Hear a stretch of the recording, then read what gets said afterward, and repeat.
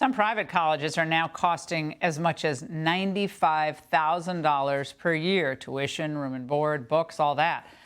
So what middle-class family can afford that, especially in Biden's economy? And that's why young people are beginning to look for other ways to make money. Some are moving to the trades. According to the National Student Clearinghouse, students enrolled in vocational-focused community colleges rose 16% last year. Students studying construction trades rose 23% since 2018. HVAC, vehicle maintenance, repair, that increased 7%. Joining me now, Mike Rowe, host of How America Works, Dirty Jobs, and CEO of the Mike Rowe Works Foundation. Mike, now, you were predicting this for quite some time. I think the cost of a lot of these contractors is shocking to Americans who can't fix a toilet by themselves. But is this a good sign for the country that kids are actually saying, wait a second, what makes most sense?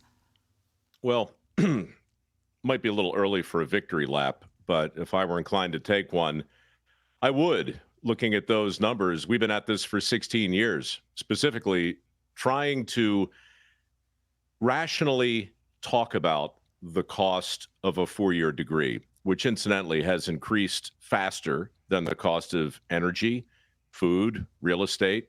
Nothing in the history of Western civilization has gotten more expensive more quickly than that thing. And yet, even with 10 million open positions, most of which don't require a four-year degree, but training, we have still been pushing hard and applying an extraordinary amount of pressure on a lot of people to take that path. So the unintended consequences of painting with a broad brush were self-evident. And the ship, it's like a tanker slowly turning in the ocean, but it is turning.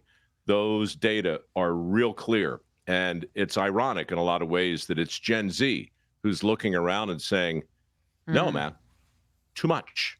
Too beaucoup.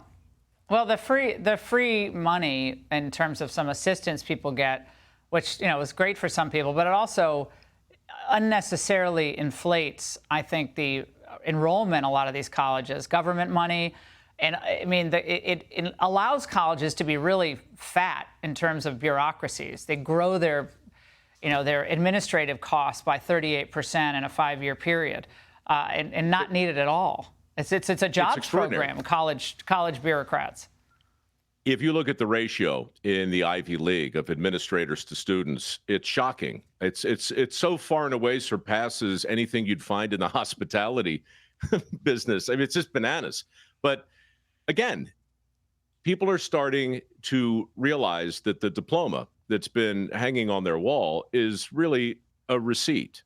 And there was a time when it was easy to equate knowledge with the diploma, but now you have to look at it in terms of its cost. And the other thing you said that is super interesting, inflation is in the headlines, but there's another kind of inflation going on. It's credential inflation. And at Harvard in 1955, the average graduate graduated with a GPA of 2.55. Today it's 3.98. Oh, yeah. So no, it's insane. All right. You can conclude any number of things from it, but there's no denying the fact that it's still expensive. And Mike can fix anything. He doesn't have to hire the crazy people that I love, but I have to hire. Mike, you're the best. Great to see you. Click here to subscribe to the Fox News YouTube page to catch our hottest interviews and most compelling analysis. You won't get it anywhere else.